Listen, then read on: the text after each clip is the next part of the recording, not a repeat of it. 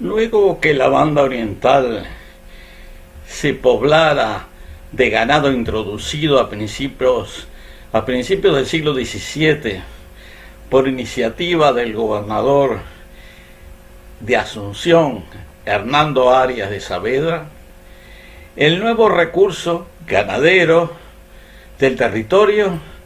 fue utilizado por los pueblos nativos, sobre todo guenoas, ominuanes, charrúas y en menor grado boanes y yaros. Del mismo modo, las misiones jesuíticas meridionales, en particular las establecidas en Yapeyú, en la banda occidental, también procuraban tropas que arreaban hacia los principales pueblos misioneros jesuíticos. A los vaqueros que arreaban el ganado se les llamaba camiluchos. Con el tiempo se desarrollaron actividades de contrabando de ganado a las colonias portuguesas y a embarcaciones que, evadiendo los controles españoles, se acercaban a la costa atlántica de la provincia para recoger cueros que les eran preparados por los indígenas y pobladores itinerantes de la pradera, denominados changadores o gauderios. Hacemos notar que las actividades de caza, procesamiento y extracción de ganado de la banda oriental habían dado lugar a la aparición de un tipo humano, no muy numeroso,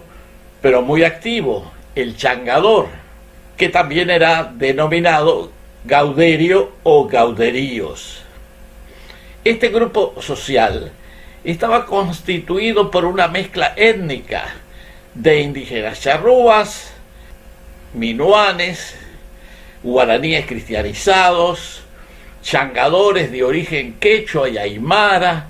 criollos de origen español o portugués y africanos escapados de los dominios de Portugal y de España. Como decía anteriormente, los changadores originales no eran muy numerosos. Su número en toda la banda oriental tal vez no excedería del millar. Eran hombres que vivían fuera de la ley y que de a poco fueron aumentando su número con mujeres raptadas en las tolderías indígenas, en los rancheríos guaraníes o tapes y a las estancias cercanas. Los changadores adoptaron muchas costumbres indígenas, pero no se mezclaron más que marginalmente con este. Como decía anteriormente, en un primer tiempo a estos changadores también se les llamó gauderios, e incluyeron a numerosos vaqueros de origen quechua o aymara, que provenían de personas que arriaban el ganado vacuno y mular desde las pampas aledañas a Buenos Aires y Santa Fe y Córdoba, a Salta y al Alto Perú. Su aporte fue importante, por lo que se ve en la influencia lingüística que en el lenguaje local se expresó en algunos vocablos. Por ejemplo, china, que quiere decir hembra en quechua, se refiere a la mujer, rancho, guacho, cancha, churrinche, quirquincho y algunas palabras sincréticas quechuas y guaraníes como carpincho, que proviene de la quechuanización de la palabra capibara, carancho de caracara, pirincho de pirirí, etc. La denominación gaucho, aplicada a changadores y gauderios, recién se comienza a utilizar en forma habitual en las últimas décadas del siglo XVIII, denominando un cierto tipo rural, independiente y rebelde, que no acepta ni obedece las rutinas sociales y de trabajo impuestas por las autoridades. La palabra gaucho, propiamente dicha, aparece por primera vez en un documento escrito en 1771, refiriéndose a ciertos malhechores que se escondían en la sierra a una cierta distancia de Maldonado, probablemente en la región serrana rochense, tal vez en la misma sierra de los Rocha o sus adyacencias. Se trata de una comunicación del comandante de Maldonado, don Pablo Carbonell Abertis, fechada el 23 de octubre del 71, que dice lo siguiente. 23 de octubre de 1771, que dice lo siguiente. Muy señor mío, habiendo noticia que algunos gauchos se habían dejado ver a la sierra, mandé a los tenientes de milicias don Joseph Piccolomini y don Clemente Puebla pasasen a dicha sierra con una partida de 34 hombres, entre estos algunos soldados del batallón, a fin de hacer una descubierta en la expresada sierra por ver si podían encontrar a los malhechores y al mismo tiempo viesen si podía recoger algún ganado, etcétera, etcétera. En ese mismo año, una referencia similar de Santo Domingo de Soriano, también del 31 de marzo de 1771, habla de faeneros montaraces para referirse a personajes parecidos sin utilizar la palabra gaucho. Esta denominación recién aparece 3 años más tarde en un documento escrito referido a 3 faeneros apresados en las puntas del Bequeló, a unos 40 kilómetros al sureste del sitio actual de la ciudad de Mercedes. Si bien no sabemos exactamente la zona geográfica a que se refiere el informe de Maldonado, pensamos que la sierra mencionada debería estar en algún lugar de las serranías del este, que se extiende por los departamentos actuales de Maldonado y Rocha. Como se trata de contrabandistas que buscaban guarecerse fuera del alcance de las autoridades imperiales en las zonas fronterizas y necesitaban paso libre hacia las tierras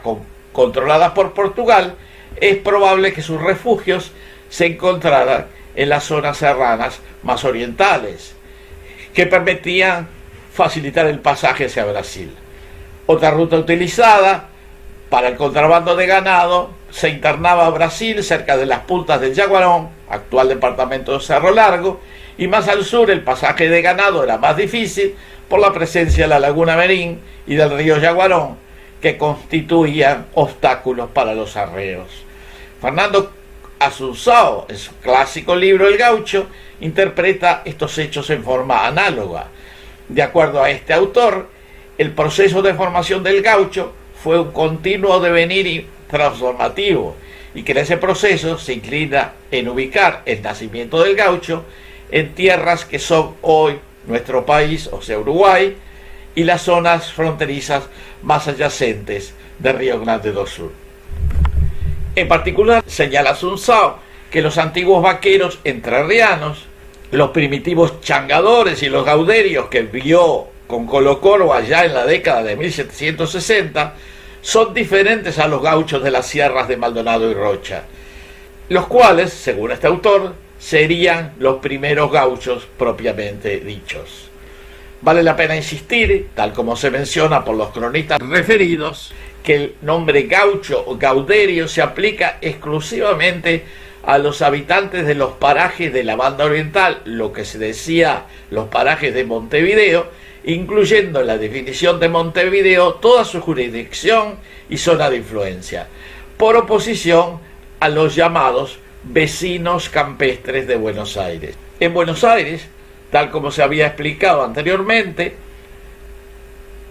la ocupación indígena no incluyó mayormente indios tapes, sino araucanos, o sea, mapuches, y de allí la toponimia del oeste de la actual provincia de Buenos Aires y de la provincia de La Pampa actual. El poblamiento rural original de la banda oriental, por el contrario, estuvo caracterizado por una fuerte influencia guaraní en la cultura rural en los siglos XVII y XVIII, en el territorio primero y en el sincretismo multiétnico de los changadores y gauderios, y finalmente a fines del siglo XVIII en el gaucho. Esa influencia guaraní se expresa en la toponimia que se extiende de norte a sur en todo el territorio nacional, por ejemplo los ríos Gise, Boyatí, Tacuarí, Yaguarón, Tacuarembó, Sierra de Carapé, Tupambaé, Aceguá, etc. Hago notar en el libro Crónicas de la Peripecia Humana que estos primeros gauchos dieron lugar a la toponimia del este oriental, en particular la repetición del apellido Rocha, seguramente de origen portugués, que dio el nombre a la laguna de Rocha, al arroyo Rocha, al cerro y serranía del mismo nombre y por supuesto a la ciudad de Rocha más tarde. Y la abundancia inusual de ese apellido en las zonas de castillos y rochas. De ello se podría deducir que Rocha pudo haber sido el nombre genérico de estos primeros grupos humanos. Este texto lo desarrollé primero en un libro que titulé El Uruguay Pirí, más tarde en otro libro llamado Piriguazú, otro libro llamado El Pueblo Jaguar y finalmente en una publicación del 2015 titulada Crónica de la Peripecia Humana, donde trato también este tema.